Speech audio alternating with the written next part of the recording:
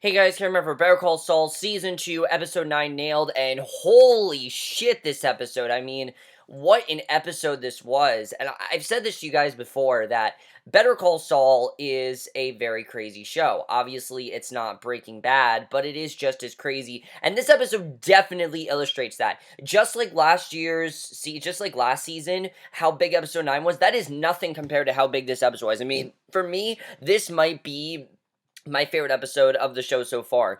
Because, like I said, it's not Breaking Bad, but this episode I think was just as crazy as anything you'd see on Breaking Bad. The difference is it was all done through dialogue and all done just through, conversations and things like that. And that's why this episode was so powerful. We finally hear things that I've wanted to hear for, episodes and episodes. I definitely really enjoyed that. And we did focus on Mike in this episode, not to the extent I thought we were going to, because I thought this episode was mainly going to focus on Mike's attack on Tio, and we didn't even see it in this episode. I'm pretty sure we're gonna see it in the finale next week, but after this, I have absolutely no idea what's going to happen in next week's finale. Let's just get into this episode. There is so much to get into, honestly. Usually there's a lot to get into, but this episode is just crazy. It's tragic. It's sad. I mean, this is about as crazy as I think Better Call Saul has gotten. It's been a crazy season, but this has just proved what the show is capable of. Amazing episode, and it's going to be very hard for an episode to top it. But let's start off with Mike, because like I said, there wasn't a whole lot with Mike, but I just want to get into it real quick just so I can get to the stuff I really want to talk about last. So just like last week, we actually start off very similar to how we started off in the last episode. If you remember, we followed that Regalo Helado ice cream truck, and we met it going through the way station Fifi, barreling down, the desert highway. We never really knew why we saw that. We knew, obviously, that that was our cue for seeing that, Hector was hiding things, but we didn't really get the true context of why we were seeing this character till this episode, because he's barreling down the street, down the desert highway, sing along to this Spanish song Makaku, which I thought was a pretty funny scene. Basically, it's basically we see it's only at the last second that he sees something just not right across the road ahead of him. He sees it too late, and of course it is Mike's nail spike garden hose that he was building with Kaylee in the last episode. He's now built it, and it blows out the truck's tires, sends the truck off the road, and the driver into the glove box for his gun. Obviously, he's freaking out. He has no idea why this is happening, and I love that he finally got involved, because we knew eventually this character was going to be important. I mean, we've seen him for 2 episodes now. He definitely is important. He gets out, looks around, but a man in black wearing a black sea mask holds a gun to his head, hogties him, duct tapes his eyes, and the masked man, Mike, then gets out a saw, starts cutting into the truck's tires, and I mean, that was crazy, but basically, we were thinking that drugs was being transported into ice cream, but that's not what Mike is going for. He slices into the last tire, hits a jackpot, cash is stuffed inside, he takes it all, loads it into the junker car, he hid behind a billboard, leaves the driver there alive and unharmed while he drives off with $250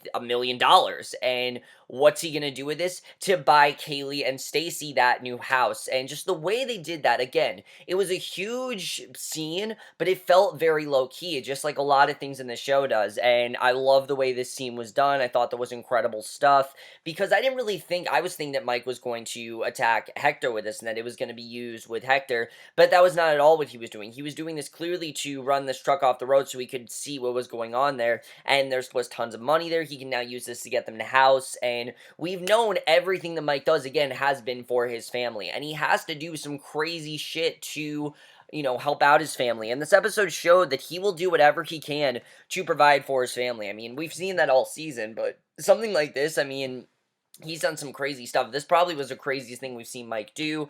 And basically after this, in celebration of his windfall, Mike goes to a bar where he peels off some of his $100 bills. He buys a round of drinks for all his fellow customers. Later, he pours over a newspaper at the Loyola Diner where we see his sweet waitress, Fran. She remembers his regular breakfast order, invites him to come shovel her driveway when it snows, and he tells her to just say the word. Chuck goes to himself about the surprisingly happy state he finds himself in, because he hasn't been this happy in a while. Mike feels victorious. He feels completely victorious. He feels like he's won. He feels like this is all over, and he just feels feels completely empowered because he's done this all for himself. This wasn't something that Nacho told him to do. This wasn't something that he had someone do for him. He did this all himself. Nobody got hurt, and he's gotten his revenge on Hector. He successfully got, he's flirting with Fran. I mean, things are just working so well for him, and maybe even learn about the Albuquerque area a bit, which does get snow sometimes. Basically, then he gets his phone call, and if anything, Mike feeling victorious, that ends very quickly, because then he gets a phone call from Nacho, which finally provides some context to this character, because we knew, like I said, we were seeing this ice cream driver for a reason, and what Nacho tells him is crazy. They meet at their usual spot. Nacho wants to know if Mike is the one who ripped off Tio's truck, and he assumes so, because anyone else who dared to steal $250,000 from Hector would have been smart enough to kill the driver. It just would have made sense, but as we know, Mike did not kill him. Mike let him free, because obviously, he didn't mean doing him any harm. He was just getting the money. He was just doing whatever he could to get the money, but he didn't want to kill the driver. So Mike admits that he did, proudly saying it was about the money and about trying to steer the cops towards Tio, and that angers Nacho, points that putting the cops on Tio means putting them on him too. Nacho has also been ordered by Tio to interrogate the driver, who Mike says was not working with him on the robbery, and Nacho hopes not, because if the driver can identify Mike in any way, it will lead to Nacho too. And Mike assures him that there's no way the driver has picked up on any identifying information, and he asks Nacho how they avoided cops nosing into the incident, getting into a local paper, because obviously it seems like something that cops would have covered, but I love what Nacho says. He says they took care of it before cops got involved. A good Samaritan drove by, stopped to help the driver, who then called Tio company to pick up the truck, and the good Samaritan who happened to him, Mike wants to know, Hector shot him in the face, they buried him in the desert, and Nacho tells him that Mike gets into his car, looking devastated, then innocent man, and not Tio, is the biggest victim of what's going on here. It has nothing to do with Tio. They haven't made it seem like Tio is the reason for this. Basically, Hector, it seems like they think Hector shot him in the face and everything, and that this good Samaritan shot him in the face, and, they're not thinking that it's Hector, they're thinking that it's Mike, and obviously, he's really upset about this. You can tell he really wants to, call out Hector for this, and I can definitely see a showdown happening here. And what I love is that Mike thinks this is over, but it's far from over. He has a lot to deal with still. There's a lot that's going on with that. Who's going to get involved in this, we don't really know. Although, I'm kind of confused with this. This is the one thing I do want to know, guys. And the only thing that this episode did leave me confused, I still thought this was a very good storyline, but did Mike actually kill did Mike actually kill the driver, or was it Hector that did it? Because to me it seems like Mike thinks that he's going to get away with, that he's going to get off for this, and that Hector is, the reason for this happening. Basically, no. What that scene was about, let me just get into that. Let me just get into that real quick. Basically, what Mike is upset about is that someone innocent died, and it wasn't Hector. He knows that he had to kill the innocent man. He's really upset, obviously, about it, and, basically, I think Mike is going to take the blame for this. I really could see Mike turning himself in. I really could see Mike taking the blame for this, and I don't see things going well here. I don't think that Mike is just going to let this go. I mean, he definitely feels bad. You can tell he really wanted to kill Hector, but he didn't, and he really is regretting not killing Hector, definitely, because Hector should be the one that died, but of course, he wasn't the one that died. It was, in fact, this driver that died, that he feels completely innocent, and really is completely innocent. So that's everything that happened with Mike. That's the stuff that I do want to talk about, but let's get to the crazy stuff in this episode. I know you guys want me to talk, because most of this episode, here's the thing about this season. Most of the season, yes, it's focused on Jimmy and Kim. That's been the core relation we've been following, but Jimmy's always kind of been avoiding Chuck, just because he idolizes Chuck. He doesn't feel that he deserves to be near Chuck. He just feels that Chuck is more successful, and that Chuck deserves more than he does, and that's why he's kind of avoided him. But as we know, things have gotten really crazy between Jimmy and Chuck, and this is the episode where all that comes to a halt. Everything comes out, everything that Jimmy's ever done, everything that Chuck's ever done, it all comes out in this episode, and it really felt like the penultimate episode of Season 1 again. And I love how Better Call Saul uses the penultimate episodes and makes them just so crazy, because this really was insane. So Chuck is getting ready for a rare professional outing, and by the way, guys, I thought we were in for a low-key finale, just the way this was headed. I really thought we were in for a low-key finale. Definitely not happening after this episode. I'm going to say it right now. That is definitely not happening. So after getting Mesa Verde back to HHM, he's personally going to rep the bank at their regulatory commission meeting to get the new Scottsdale branch approved. And Hamlin's worried about his comfort and offers to oversee the hearing himself, but Chuck tells him that he finds Victory Laps very comforting, and off they go. So at his meeting locale, Chuck starts to have a reaction to the lights and the security scanner, but Hamlin encourages him, and then he's recovered by the time the head of the New Mexico State Banking Board welcomes him back. And of course, we've always known that Chuck is sensitive to lights, and he hasn't really let it bother him as much this season. It hasn't been as crazy this season, things like that. He's kind of been the head of, he's been part of HMS. I mean, like I said, we knew eventually it was going to become a problem because that's something that we emphasize so much, in season one.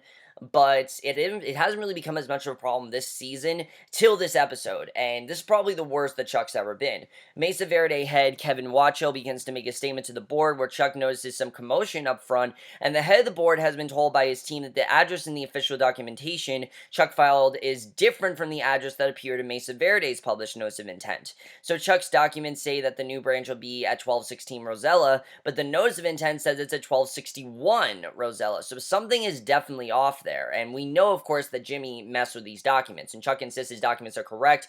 But when both Kevin and Paige from the bank say that 1216, he begins to get very agitated. He knows there's something going on. He finally has to fess up that there's been a mistake, and despite a testify exchange with both Kevin and Paige, he asks the board head that if they can have a few minutes to correct the documents and resume. It's not that simple, he's told. The board already did all their research on the 1216 address, and now they'll have to repeat the process before meeting again. And bottom line, despite Chuck's attempts to get a provisional pass so Mesa Verde can open immediately, the board says no, and Mesa Verde is going to have to wait another 6 weeks to try again. And obviously Kevin's really furious about this because they want to go through with all this stuff, and now things seem to be backfiring. So Chuck then noticeably starts to react to the lights, and by the time he and Hamlin walk into his house, he is in full rage mode. I mean, he wants to find out immediately what's going on here. He knows there's something not going right, and he just says, this is not possible. He's sure he didn't make a mistake, and when he looks at his Mesa Verde files, he sees the 1260, they say 1261, and Hamlin advises that they move on, and that, bad things happen, but they move on from it, pointing out that an office full of assistants and paralegals, not to mention him, also didn't catch the address discrepancy, and Chuck insists that it was 1216, as the look in his face says he's just made a realization, and he just realizes that this was no mistake, and basically realizes that Jimmy is the one responsible for all this, and that Jimmy did this to him, and he knows that this is Jimmy. I love just the reaction in Chuck's face just changes so much here, and it's just his reaction. You can tell he knows that Jimmy is responsible. He doesn't need to even think about it. He knows that Jimmy did this, and he's gonna go after him for it. So Kim and Jimmy, probably the only, kind of fun scene this episode, they're at their new shared office complex, removing heavy dental chairs, tearing down a wallpaper, painting the walls. Kim gets a pair of life-changing calls. First Paige, who doesn't get a lot of details, but offers her the Mesa Verde business once again, because as we know, Chuck wanted to snag it, but now that that's not working, why not just give it to her? And, she was the one that did it, she wanted it. She tells Jimmy, and as they wonder what happened, of course, well, she wonders, he knows exactly what happened. He's kind of playing dumb at this point because he doesn't want her to know what he really did. Obviously, she's, kind of freaking out here because, she thought for sure that she had lost Mesa Verde, if you remember last episode, and she begins to take off everything she needs to do to get ready for a big client. She gets another call. It's Ernesto, who tells Chuck wants to turn the Mesa Verde files over to her right away and would like her to come to his home to get them. She agrees, and Jimmy offers to accompany her to carry boxes, and she asks if he wants to carry boxes or gloats, and, he says some from column A, some from column B. It's a really nice, lighthearted scene, but it's very much ruined after they get to Chuck's house. Because after they get to Chuck's house, that is when this episode gets crazy. Look, Mike's stuff, like I said, was pretty crazy. But Chuck was really where things were crazy here. Jimmy tries to let himself in, Kim in, but finds the locks have been changed. And Ernesto opens the door for them. And once Kim and Jimmy are inside, Chuck dismisses Ernie. He's wrapped in this place blanket and tells Kim he has hoped to talk to her alone. But as Jimmy's there too, it's probably time to clear the air. And Chuck just says straight out, he sabotaged me. He says that. He says, look, he's done this to me, that yesterday was the worst stressful humiliation of his life. A single transpositional error cost his client time and money and permanently damaged his reputation. And then he realized it wasn't an error at all. And at the end of the night, he went through his Mesa Verde files, and Chuck continues laying out exactly what he thinks happened with the transpositional error, but we know exactly what happened. And basically, he's exactly correct. Basically what Jimmy did, he's exactly correct with that. There were 13 documents in the file. That includes the address of the proposed new office, and each one was pulled out. The new and correct address was cut and pasted in. The photocopies remain in place in the files. And as Jimmy knew these would be the documents Chuck would use to file Mesa Verde's paperwork to the banking board. So Chuck basically has figured everything out. Chuck's not dumb. He obviously knows that Jimmy was going to sabotage him. Obviously, he knew he wanted to snag the, Mesa Verde, and he wanted to please his girlfriend. So Jimmy is just saying, this is sounding like a lot of work, that there's no way this guy actually could have happened, that this is a lot of intense research, and Chuck tells him that no one ever accused him of being lazy. Every other sin in the book, but not that one. And I love this scene between Kim and Chuck, because you're expecting Kim to walk out on Jimmy. I was expecting Kim to leave Jimmy, to be like, why are you doing this to me? You can't support me. Why are you, doing this? I mean, Jimmy wasn't there when Kim got this whole Mesa Verde thing sorted out. We've known that from last episode, that Jimmy will never fully understand what Mesa Verde means to Kim. He doesn't know how hard she worked and all those calls she had to make and that montage she had in episode 5. He doesn't know about any of that. But Kim isn't mad at Jimmy. If anything, she takes Jimmy's side, and what she does do, I think, is a lot more interesting. Chuck says that he knows that Kim wasn't involved, that Jimmy did this in a twisted romantic gesture for her.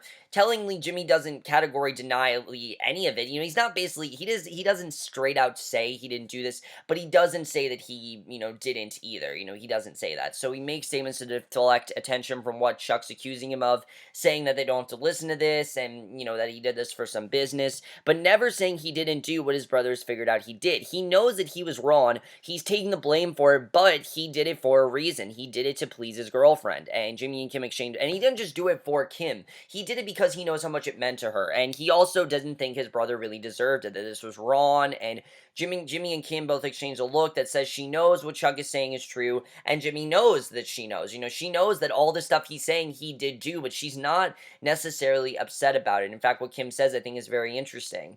Basically, Chuck pushes on, telling him that now she's aware of what Jimmy has done. She has to, as an officer of the court, and the attorney of record for Mesa Verde, tell Kevin exactly what happened. Kim points out that if what Chuck says is true, Jimmy could be charged with forgery, fraud, and falsifying documents. She wants to know what evidence the older McGill has, and he tells her that his evidence is knowing his brother for his entire life, but she tells him that she believes there's a simpler answer, that Chuck made a mistake pouring over 10-point type lit by a lantern, and he yells that he did not make a mistake. He's freaking out about it, and basically, Kim says that she knows he's not perfect and he cuts corners, but he's the one that made him this way. And in many ways, yeah, I mean, we know how tense things have been between Jimmy and Chuck. Kim expected Jimmy to do something like this. I don't think Kim is at all surprised. She knew that Jimmy would do this. I mean, she knows Jimmy and Chuck's history, and given their history, this really isn't surprising that Jimmy would do something like this. I mean, obviously, it's crazy that he would sabotage his brother, but because of the way things have been, he really had no choice. He wanted to help Kim. He didn't want her to lose this, and basically, I love what Kim says here. She talks about how much love Jimmy has for him and how he doesn't hate Chuck. He loves him. He wants to be like him. He idolizes him. He takes care of him. And all he ever wanted was his love and support. But all he's ever done is judge him. He never believed in him. He never wanted him to succeed. And that really is true. I mean, Chuck has never said straight out, I want you to fail. He's never said that. He does say that you're going to fail as a lawyer. If you want to be a lawyer, you're going to fail it, and it is the wrong career to be in. As we know, Chuck just doesn't think Jimmy's good as a lawyer. But it really is ruining a lot of what Jimmy wants, because Jimmy does want to be a lawyer. That is what Jimmy wants. That's his passion, and that's kind of crushing who Jimmy is as a human being. And I love what Kim says, that she feels sorry for him, and she feels sorry for Chuck as well, and she doesn't really care that this has happened. She knows it's happened. She's taking Jimmy's side, mainly because Chuck deserves this. I mean, after everything he's done, he really deserves this. He deserves to lose a lot, and Chuck is just crushed, knowing that no one is going to help him, knowing he has basically no allies whatsoever. I mean, he really is pissed, and you have to understand why Chuck is so upset. I mean, I really felt that genuine emptiness inside Chuck. He really is empty inside, like I said, knowing no one's going to help him. Jimmy carries the Mesa Verde files boxes to his car. Kim gets in, punches him in the arm really hard several times. Obviously, she's mad at him for what he did, but she understands why he had to do it. So that night, Jimmy brushed his teeth, and that scene was just insane. I mean, that scene alone, I was like, this is an incredible episode. But that's not what makes this episode so crazy. Because that night, Jimmy brushed his teeth. He apparently secured a regular spot in Kim's toothbrush holder, and he gets into bed where Kim is working. He asks if she wants to talk about what happened, and she says, not now, not ever. She wants to move on from it. He tells her he thinks that she was mentally in Mesa Verde, and now all is right with the world, and he turns out the lamp on his side of the bed and prepares to slumber. And she doesn't really care, she says straight out, your brother's one smart lawyer, and Jimmy said he's the smartest one he knows, no offense to present company, and she says that he would be a good adversary, the kind of adversary where he'd find even the smallest crack in his defense, and going against him, he'd really make sure that he's got all his I's and T's crossed, nothing for him to find. And really, I think that's where we're headed next season, is that Jimmy and Chuck are going to be against each other completely. They're going to be fighting, they're going to be competition, and Kim thinks this is good for them, that they need an adversary, and this really will get Jimmy to get all the details right, to not bullshit anything, to not just do things the way he wants, to actually really work hard and really get him to kind of shape up a little bit, and that's exactly what Kim's want. All Kim's want is for Jimmy to tell the truth, and that's, for him to just do what he needs to do and do things the way she wants him to do it, and now he's finally going to do that, and Kim could not be happier. So Jimmy gets her message, he jumps out of bed, grabs his car keys, drives to the coffee shop where he spots Ernesto inside, talking to Lance, the shop clerk, and once Ernie leaves, Jimmy goes in, offers Lance a tidy sum of cash to say he does remember Jimmy being there. He adds another $20 so Lance will erase the security tape and then hides across the street because he knows Ernie will be back, and he is with Chuck in the passenger seat. Chuck is clutching and basically, he is, in fact, back because he knows Ernie's going to be there, and Chuck, of course, is in the passenger seat, and the way the scene was done, I just loved. I also love that we did get a little humor here with Jimmy. Even though he's crushed, it's not going to stop his humor. That's just who he is as a person, with him talking about pina coladas. I thought that was a good scene, but it really sets us up for the pure sadness and tragedy of this episode. I mean, this really is a tragedy when you look at it. Better Call Saul, in general, is a tragedy. It's not a happy show. It really isn't. I mean, it portrays issues and makes them kind of lighthearted at points, but it never glosses over the subject, and that's not at all what this episode did. This episode told it like it was. It showed how sad this is, and it shows how crazy this really has gotten. So Chuck is clutching a photo of Jimmy and wants to hear for himself what Lance previously confirmed to Ernie, that Jimmy was there previously late at night cutting and pasting and making copies. Because that's exactly what he did. We know that he was cutting and pasting things, he was making copies.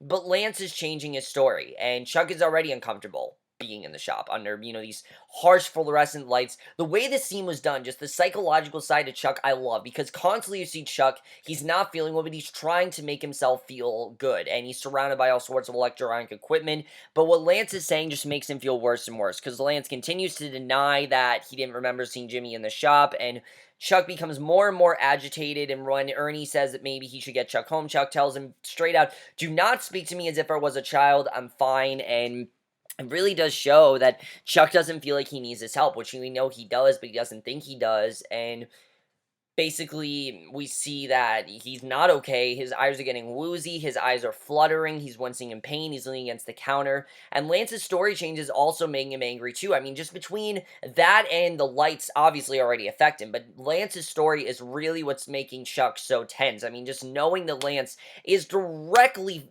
taking his brother's side and denying everything that Jimmy did. Because Chuck knows that Jimmy did this. He just needs confirmation. He just needs to hear from someone that he did do this. That's all he wants to hear.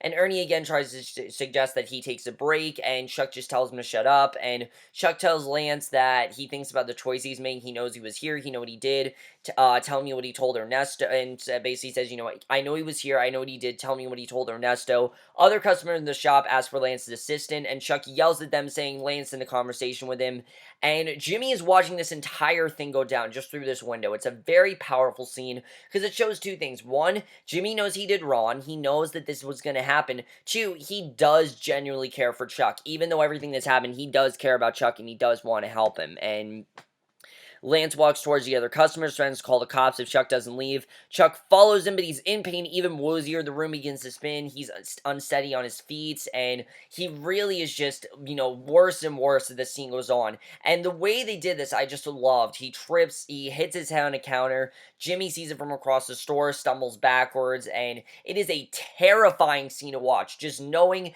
that he's now passed out just from what's happened, and he's on the floor and motionless. Ernie tries to tend him while Lance unhelpfully brings a tissue over to him. And then the way it ends is just incredible. I love the way this episode ended. I thought it was incredible the way we saw this, and basically Jimmy is just muttering to himself as he sees Chuck on the ground. Call 911, call 911. He is the only person that knows how to save Chuck. He's the only person that really can tend for Chuck. And these people, Ernie and Lance, don't really know how to help out Chuck. But the one person that can help Chuck doesn't want anything, can't be with Chuck right now because he knows how crazy things between him and Chuck are. But oh my god, guys, what an incredible episode. I loved everything about this episode. This was just a crazy episode. This episode just fired on all cylinders. It showed what the show is capable of. It showed how character-driven the season's been. It shows how tragic this show really is. I mean, it really just showed everything this show has done to its fullest potential. I absolutely love that, and it really didn't leave anything out that I think it shouldn't. I love exactly what we saw between Jimmy and Chuck, because I think, like I said, Jimmy does care about his brother. There's no denying that he did want to help his brother in that moment, but he knew his brother did not want to see him. His brother wants absolutely nothing to do with him right now, so he can't help his brother just simply because of that. And even though he wants to, he can't do that. And Chuck, is Chuck going to be okay? I mean, clearly Ernie and Lance, they're good, but they don't really know what they're doing, and that's something that Jimmy really does see. So I'm wondering if Jimmy's going to jump in there, because he's not going to let Chuck die. He's just not going to let that happen. But at the same time, he didn't do anything because he knows that Chuck doesn't want to see him, and he doesn't want to make Chuck's life even worse. He already knows that the whole reason this happened is because of what he did. And I think Jimmy was prepared, but he didn't really think of the consequences. And that's really what this episode was all about. It was all about the consequences and things like that, which I definitely really did love. Let's talk about Jimmy and Kim, because things seem to be okay between them. Obviously, she's not forgiving him for what he did, but she understands why he had to do it. And this definitely is starting to show that maybe these two won't be as close. And obviously, Jimmy just want to get, his revenge on Chuck. But now, I think he's most concerned about saving Chuck, because Chuck is clearly in a terrible condition. I don't think Jimmy knows what to do, and the only way to save him is to do what he's been doing, is to take care of him, which I know Chuck doesn't want. But that's exactly what he needs. He needs someone like Jimmy. He needs someone to take care of him, and he can't just keep denying it. Even though he wants to, he can't just keep denying it, because that's really what's making him so ill, and that's what's making him this state. I mean, what's really making him so ill is the fact that he knew that Lance again was taking Jimmy's side. Everyone seemed to be taking Jimmy's side. Nobody seems to be taking Chuck's side. And I think all Chuck wants is an ally. But the thing about Kim saying that Chuck is a good adversary for Jimmy, I think is interesting, because it does make me think we're going in this direction where Chuck's going to be our antagonist of the show. I mean, Jimmy very much is an antagonist himself, just because of the way he acts, the way he's very much doesn't make the best decisions, things like that. But Chuck is a good adversary for him. These two have a lot to deal with, and there's a lot of blood to boil, and I don't really know. They're definitely not going to get over this episode. It's not going to happen. There's no way in one episode they're going to patch things up. I mean, this has gone on all their life, and it's just getting worse and worse, you can tell, and I don't really know how this is all going to play out. We'll have to see what happens there. It's going to be really crazy. Hamlin's not even taking his side. I mean, everyone thinks that Chuck screwed up, but Chuck knows that Jimmy did wrong. And is Jimmy going to confess that he did wrong? I mean, I don't really know what's going to happen. Is Chuck even going to survive? I mean, there is a very good, there is a very good chance that Chuck could be dead and that we're not going to see him anymore. And what's going to happen? How's this going to affect him? I mean, clearly he's going to be he's going to be even in worse shape than he was, but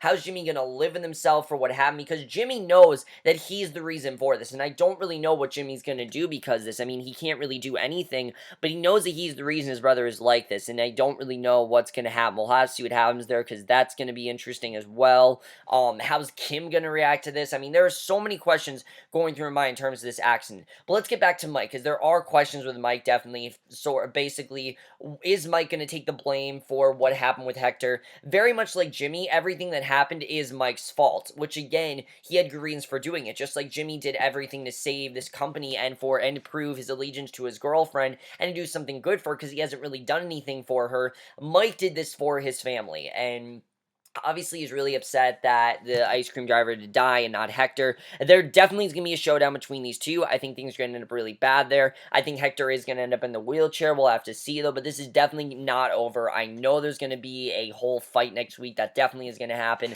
I thought it was going to be this episode, but I think it's going to be next week's episode. I definitely think it's going to go down. I can't wait to see what does end up going down there, because that's going to be crazy to see what happens. That's the one thing that I don't really know what's going to happen. I'm kind of scared to see what happens, but I can't wait to see what happens at the same time. time. And then Nacho, what's Nacho going to do? Because clearly he is not going to let Mike take the blame for this, because Hector should be in jail. I mean, he's done so many things and things like that he should be in jail. He's been outright threatening Mike's family, so we can press charges just for that. But in general, Hector is this figure in Mike's life that's just making his life worse and worse. And even though Mike did something good for his family, it complicates a lot of things for him. What is he going to do with this money? Is he going to be able to use it? Is he going to get in trouble? I mean, we don't really know what's going to happen next week, and I really do love that. And I know at some point Jimmy and Mike's plots are going to come together, because that happened last year, and I think it's going to happen again this year, but that's going to be very interesting.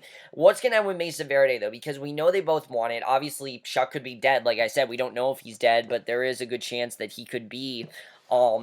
But is Kim going to snag it? We'll have to see. I mean, there are a lot of possibilities of what could be happening there. We'll have to see what happens with that. We did get another scene with Jimmy shooting a commercial, which I definitely really did enjoy, and I'm wondering where that's going to go as well, if maybe that's where Jimmy's headed.